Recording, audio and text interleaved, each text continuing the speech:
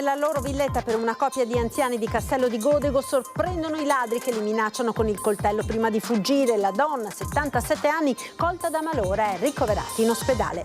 Ragazzi dispersi nel Natisone, senza sosta alle ricerche di Bianca, Patrizia e Cristian, ingottiti dall'acqua, le famiglie arrivate sul posto, recuperata la borsa di una delle ragazze con il cellulare. 2 turisti dell'Est Europa salvati a Jesolo dopo essersi tuffati in mare assieme ad altri amici nonostante la bandiera rossa e le continue segnalazioni dei bagnini. Femminicidio di Vigonza, l'autopsia sul corpo di Giada non risolve il mistero della dinamica. Fondamentali gli esami tossicologici. La donna temeva che il compagno la ricattasse diffondendo video intimi. Allarme nella notte per una presunta bomba alla stazione ferroviaria di Vicenza. La segnalazione però proveniva da un mitomane che è stato denunciato. Nel pomeriggio a Padova la festa ed il corteo del Gay Pride lungo le strade della città, a sfilare anche le mamme arcobaleno. Decine di migliaia di fan da tutto il Veneto, Italia, Bibione per i 2 concerti di Vasco Rosti. Stasera il primo attesissimo show Giovani e meno giovani. Vasco, la colonna sonora, dicono, della nostra vita. Buonasera e ben ritrovati con l'edizione del Veneto dei nostri telegiornali. La cronaca in primo piano con il caso della coppia di anziani rapinata in casa a Castello di Godego. La donna, dopo essere stata derubata della catenina, si è sentita male ed è ora ricoverata in ospedale.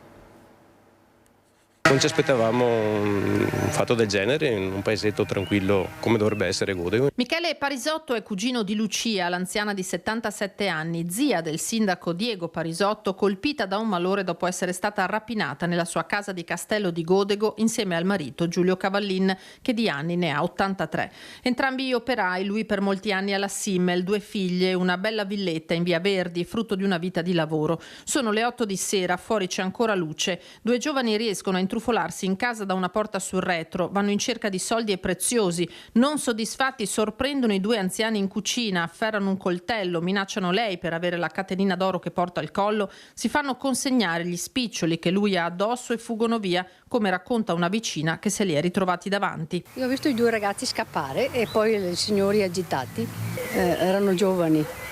Uno più grande e uno più piccolo, uno con la barba e uno senza, ma non italiani, no.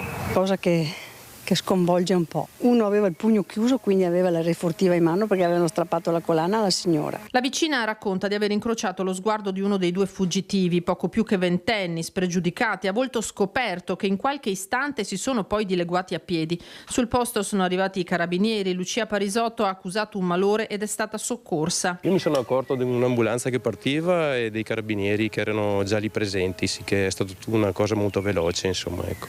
E che impressione ha avuto? Senso di insicurezza, soprattutto per le persone anziane, insomma, ecco. Ha avuto qualche informazione sulla signora, se si è ripresa? No, le ho scritto questa mattina, è ancora in ospedale, ho detto che la aspettiamo. Cavalline, le figlie Monia ed Elisabetta, anch'esse residenti a Castello di Godego, si sono chiusi nel silenzio. No, grazie. Va bene, Saluti. grazie. Un furto finito in rapina. In zona sono numerose le telecamere di videosorveglianza pubbliche e private che potrebbero aver ripreso l'arrivo e la fuga dei giovani malviventi. In Friuli ora, dove continuano senza sosta le ricerche dei 3 giovani che sono stati travolti dalle acque in piena del Natisone. Da quelle maledette 13:30 di giovedì 31 maggio tutto il fiato di un'intera regione è sospeso per la situazione di 3 ragazzi travolti dal fiume Natisone. Una serie di cause li ha portati a essere nel posto sbagliato al momento sbagliato. Patrizia Cormos, 20enne di Campoformido, dopo aver sostenuto un esame all'Accademia delle Belle Arti, si è recata con l'amica Bianca Doros, 23enne di origine rumena, domiciliata a Udine, ma attualmente in Romania con il fidanzato, ultimo identificato, è Cristian Casian Molnar, 25enne rumeno, residente in Romania e non in Austria come inizialmente si pensava. Erano arrivati dall'Austria, lui e Bianca, dove erano stati dal fratello di Christian, e si erano recati poi a Udine, dove la stessa Bianca doveva salutare la famiglia, ivi ancora residente. La voglia di scattare qualche foto suggestiva, poi il panico, almeno stando a quanto raccontato da alcuni testimoni, con la situazione iniziale non compromessa, ma il tempo perso per paura di non trovare il quadro giusto che gli è stato fatale. Poi il resto è noto, con l'abbraccio, tutti insieme, l'acqua che li travolge e le corde dei pompieri mancate. Operazioni che sono continuate tutta la notte, la ricerca sospesa, solo l'attività aerea ripresa poi alle prime luci dell'alba, e sono stati proprio i droni messi a disposizione dalla Protezione Civile a intercettare il segnale telefonico di un cellulare che si è agganciato a una cella della zona. Un dato che ha ridato speranza alle ricerche nonostante le quasi 20 ore passate, che tra la forza dell'acqua e il rischio di ipotermia ha abbassato tanto le speranze di ritrovare i 3 giovani ancora vivi. Senza un secondo di sosta, i vigili del fuoco, la Protezione Civile, la Croce Rossa hanno continuato a lavorare nella base operativa, ma anche sul posto, con alcuni sommozzatori che non hanno smesso di immergersi in punti specifici segnalati da un esperto del fiume Natisone, concentrandosi soprattutto nelle zone dove la pressione dell'acqua tende a risucchiare in basso oggetti e purtroppo anche persone. Il tutto mentre altra parte della squadra di soccorso batteva l'argine del fiume scendendo progressivamente a valle. Ha provato alcune volte a discendere sul Natisone anche l'elicottero, regalando speranze e poi sfumate. Dalle ricerche alla fine è emerso un ritrovamento, una borsetta da donna con dentro il cellulare, quello di Patrizia, proprio quello che si era agganciato alla cella. Vicino a questo nessuna traccia della ragazza, con la notizia che ha perso raggiunto le famiglie sconfortate dal passare delle ore. Una situazione angosciosa proprio per queste famiglie, tra chi aspetta a casa guardando la TV e chi è lì, perfino chi si vorrebbe cimentare in prima persona nelle ricerche, o anche chi è in viaggio come la famiglia di Christian. Una situazione che, come detto, lascia tutti senza respiro. Quello ce lo mettono gli impagabili sommozzatori che non smettono di cercare e di tenere la fiammella viva per far sì che quell'abbraccio che abbiamo visto non sia stato davvero l'ultimo per i 3 ragazzi trascinati via dal fiume. Questa mattina a Jesolo Provvidenziale l'intervento dei bagnini che hanno salvato 2 turisti in grave difficoltà in mare. Momenti di paura questa mattina a Jesolo dopo che un gruppo di una quindicina di turisti, molto probabilmente dell'Est Europa, ha deciso di entrare in acqua nei pressi della Torretta 24, in corrispondenza delle piazze Milano e Torino, nonostante la bandiera rossa e le continue segnalazioni d'allerta dei bagnini. Quando poco dopo 2 di loro sono stati visti in grave difficoltà, è stato immediato l'intervento degli addetti al salvataggio di Jesolo Turismo. I 2 sono stati portati subito fuori dall'acqua. Uno si è rialzato autonomamente, mentre per l'altro sono state necessarie le pratiche di rianimazione fino all'arrivo dei sanitari del SUEM 118. L'uomo, che avrebbe poco più di 50 anni, è stato ricoverato al pronto soccorso di Via Levantina per accertamenti. Le sue condizioni non destavano particolare preoccupazione. Sul posto è intervenuto anche il personale della Capitaneria di Porto. Testimone del fatto il presidente AIA e vicepresidente Jesolo Turismo Pier Francesco Contarini, che poi ha lanciato un appello perché si presti sempre attenzione alle segnalazioni visive e sonore messe in atto per la sicurezza. E tragedia a Longare, siamo nel Vicentino per un incidente stradale tra un'auto e una moto, deceduto il Centauro. Tragedia a Longare nel pomeriggio, scontro tra una moto e un'auto a Ponte di Lumignano, deceduto nell'impatto il Centauro, 42enne. I vigili del fuoco intervenuti hanno messo in sicurezza i mezzi e recuperato il Centauro, finito nel fossato a bordo strada. Nonostante i soccorsi, per l'uomo non c'è stato nulla da fare. L'automobilista è stato assistito dal personale sanitario, sul posto i carabinieri per deviare il traffico ed eseguire i rilievi del sinistro, la cui dinamica è al vaglio, operazioni terminate dopo circa un'ora. Ed ora il femminicidio di Vigonza. Giada Zanola temeva la diffusione di video intimi, lo aveva confidato alle amiche. Il compagno, intanto accusato di omicidio, resta in carcere. Ieri si è stata effettuata l'autopsia sul corpo della giovane mamma. L'autopsia sul corpo martoriato di Giada Zanola è durata ore. Le risposte per chiarire ulteriori aspetti della morte della giovane mamma di Vigonza, lanciata da un cavalcavia dal suo compagno, però arriveranno dagli esiti degli esami tossicologici e dalle analisi del prelievo dei tessuti. Bisognerà attendere almeno 30 giorni. Gli investigatori vogliono capire se Giada sia stata gettata dal cavalcavia viva o morta, oppure se fosse stata drogata o sedata con dei farmaci. Giada Zanola alle amiche aveva confidato di aver paura di essere avvelenata dal compagno. E tra gli altri timori di Giada che emergono dalle testimonianze delle conoscenti anche un aspetto inquietante. La 33enne temeva che Andrea Favero mettesse in rete video intimi per ricattarla. Per questo verranno effettuati accertamenti tecnici sul cellulare dell'uomo, mentre lo smartphone di Giada non è ancora stato trovato. Andrea Favero litigava spesso con la compagna, le nozze erano state annullate, lui era violento. Questo la 33enne lo aveva confidato anche al nuovo fidanzato, con cui doveva andare a lavorare tra pochi giorni in un distributore di benzina benzina a Vigonovo. Le foto di lividi ed ecchimosi sul corpo di Giada erano state inviate qualche giorno fa anche ad un'amica di Brescia. Andrea Favero durante l'interrogatorio di garanzia non ha parlato. Il giudice ha disposto la misura cautelare in carcere e rigettato l'istanza di arresti domiciliari fatta dall'avvocato d'ufficio. Il camionista 38enne non è andato oltre le parziali ammissioni fatte al momento del fermo della polizia. Si è trincerato dietro un vuoto di memoria. Il suo ricordo, stando alle sue parole, si ferma al momento in cui ha fatto salire Giada in macchina martedì notte, dopo che a suo dire lei era uscita di casa dopo un litigio. Ma questa è la sua versione. Favero ha anche cercato di costruirsi un alibi mandando un SMS alle 7:30 di mercoledì mattina alla compagna, quando lei era già morta e il suo corpo straziato dal volo dal cavalcavia e dall'investimento del camion. Ed ora la testimonianza del parroco di Vigonza che avrebbe dovuto celebrare il matrimonio poi annullato di Giada e Andrea.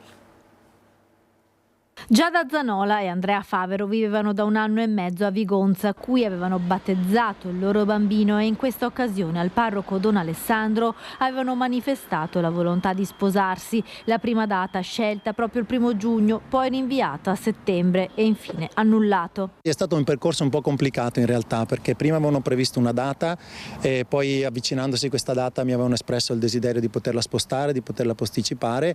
Io ho detto che compatibilmente con la disponibilità della Chiesa e della mia disponibilità questo si poteva fare, e poi effettivamente l'avevamo fissato per il mese di settembre. Avremmo dovuto poi cominciare il percorso più specifico di preparazione, che non è mai iniziato, perché poi Andrea mi ha telefonato dicendo che le cose non si sarebbero più fatte, che il matrimonio non si sarebbe più fatto. La cosa mi ha un po' sorpreso, perché dico ma aspettiamo un po', vediamo un po', magari incontriamoci, parliamone un po' insieme, e lui mi dice no, abbiamo bisogno di un tempo di chiarimento, di un tempo un po' di riprendere in mano il nostro rapporto, per cui ci sentiremo più avanti. Difficoltà che le coppie possono incontrare nel cammino, ma che non lasciavano presagire al dramma immenso che si è compiuto martedì notte. Io comunque non è che li abbia conosciuti in maniera così approfondita da poter conoscere nella profondità le loro vite e le loro storie. Certo si sapeva, si notava che magari qualche fatica, qualche difficoltà c'era nel rapporto, ma direi come ogni altra coppia, come ogni altra relazione di cui spesso siamo testimoni, ma che avesse un epilogo così violento, così drammatico, no, io non avrei mai pensato. La comunità di Vigonza è scossa, alcune famiglie si sono già attivate per sostenere il figlio della coppia che frequenta l'asilo parrocchiale. Io dico che questo è un po' più il tempo del silenzio, nel senso che abbiamo bisogno anche un po' di capire, di comprendere, di un po' di renderci conto di quello che è successo. È il tempo della preghiera, perché poi c'è bisogno di accompagnare sia la famiglia, sia il bambino, sia la famiglia di chi ha subito la violenza, ma anche la famiglia di chi questa violenza l'ha prodotta. Per i funerali della 33enne si attende il nulla osta alla riconsegna della salma ai familiari. I funerali potrebbero tenersi a Brescia, paese d'origine di Giada. Allarme nella notte per una presunta bomba alla stazione ferroviaria di Vicenza. La segnalazione però proveniva da un mitomane che è stato denunciato. Pronto, polizia? C'è una bomba piazzata nella stazione ferroviaria. È stata l'inquietante segnalazione telefonica arrivata in questura poco dopo mezzanotte. Un ordigno esplosivo che sarebbe stato posizionato da un terrorista latitante magrebino. Gli agenti, prima di far scattare le procedure stabilite in questi casi, hanno fatto una verifica sull'utenza telefonica da cui proveniva l'allarme, scoprendo che a farla era stato un noto mitomane già conosciuto per segnalazioni simili effettuate in altre questure italiane. Si tratta di un 40enne italiano residente a Cosenza, per cui è scattata una denuncia per procurato allarme. In stazione è stata comunque allertata la Polfer, che ha fatto un'apposita ispezione preventiva, non rivenendo alcun ordigno nei luoghi segnalati. Torniamo a Padova ora, dove nel pomeriggio si è tenuto il corteo del Gay Pride. Lo hanno seguito per noi Valentina Visentin con Federico Cibotto. Migliaia di persone questo pomeriggio a Padova per il Gay Pride, l'appuntamento annuale qui dalla città, ha sfilato lungo le strade di Padova per portare all'attenzione di tutti i diritti della comunità LGBTQI+. Migliaia di persone, dicevamo, tanti gli interventi dal palco prima del corteo, che ha visto protagonisti anche le famiglie delle mamme arcobaleno che da Padova stanno portando avanti la loro battaglia perché non vengano cancellato il cognome della mamma intenzionale dal certificato di nascita dei bambini, 37 quelli registrati qui nella città del Santo dal sindaco Sergio Giordani dal 2017. Ma l'attenzione oggi era alta anche con le bandiere della Palestina, perché oggi si è portato avanti anche un messaggio di pace per il popolo palestinese. Le immagini di una città invasa dalle bandiere arcobaleno in questo pomeriggio di giugno. Siamo qui oggi per solidarizzare con la battaglia di tutte quelle soggettività che vengono discriminate, che subiscono violenza proprio per questa violenza patriarcale di cui anche Giada è stata vittima, che sfocia nel femminicidio ma che poi nasce con tante discriminazioni e violenze verso tutte quelle persone che si discostano appunto dalla visione patriarcale di quello che devono essere uomini e donne nel nostro paese. Noi dobbiamo scendere in piazza per tutti i nostri diritti, per una legge contro l'omotransfobia, per il matrimonio egualitario, perché noi di fatto quando facciamo coming out perdiamo i nostri diritti, nonostante in teoria ci nasciamo, per non essere cittadini e cittadine di serie B. E anche per quanto riguarda scuole e luoghi di istruzione c'è ancora tantissimo da fare. Un esempio è la carriera alias. La carriera alias è quella carriera che permette agli studenti e alle studentesse transgender di poter utilizzare il proprio nome di elezione e il genere in cui si definiscono prima della rettifica dei documenti legali. Siete qui oggi come mamme arcobaleno e sappiamo bene la vicenda giudiziaria che sta andando avanti. Avete speranze di una buona risoluzione dopo che il governo si è opposto alla decisione del tribunale? Non molto, non abbiamo molte possibilità di vittoria secondo i nostri avvocati, però la lotta per noi continua ed è importante che andiamo avanti a lottare per ottenere un giorno una risposta di tipo governativo alla richiesta che abbiamo noi per i nostri bambini. La nostra battaglia sta andando avanti da più di un anno ormai e il 10 di giugno ci sarà la prossima grande sfida, battaglia, andremo in udienza in Corte d'Appello a Venezia, quindi è arrivato giugno, è iniziata la stagione dei Pride, però per noi c'è ovviamente molto di più in gioco.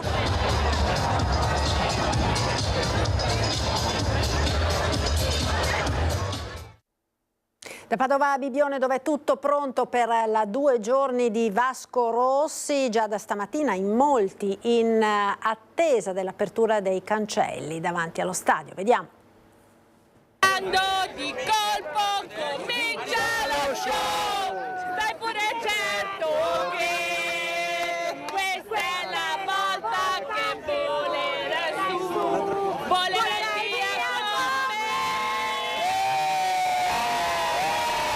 me. Da che ora siete qua? Ieri sera anche siamo venuti qua a studiare, ieri sera come fare. Da dove venite? Brescia. Brescia, ma perché? Perché il Vasco è il nostro Dio. Arrivano da tutta Italia decine di migliaia, pioggia o sole non importa, sono i fan di Vasco Rossi determinati a non perdersi l'anteprima del nuovo tour con 2 date sold out stasera, con il sound check solo per gli iscritti al Blasco Fan Club e domani con la data 0.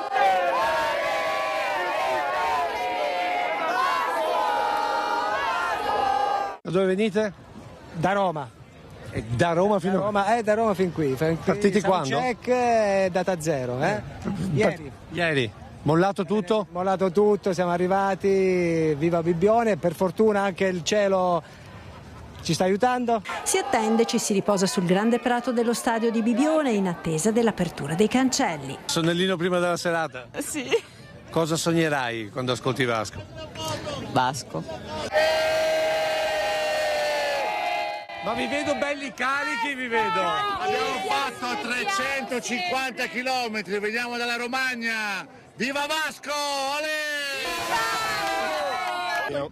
È colpa sua perché mia moglie è una super fan e io la seguo comunque. Quindi è per amore? È per amore. Da dove sei? Puglia, Taranto. Ostuni. Ma chi ve lo fa fare? La passione. È un amore. Ma è l'amore per Vasco o per le canzoni? Per tutte e due. Per tutte e due. Vasco è la colonna sonora della mia vita. E poi ci troveremo dove sta? Bene mi sia forse non ci incontreremo mai, ognuno a rincorrere i suoi guai. Ed è tutto per questa edizione, grazie per essere stati con noi. La sigla subito dopo le previsioni del tempo con il nostro meteo. Arrivederci.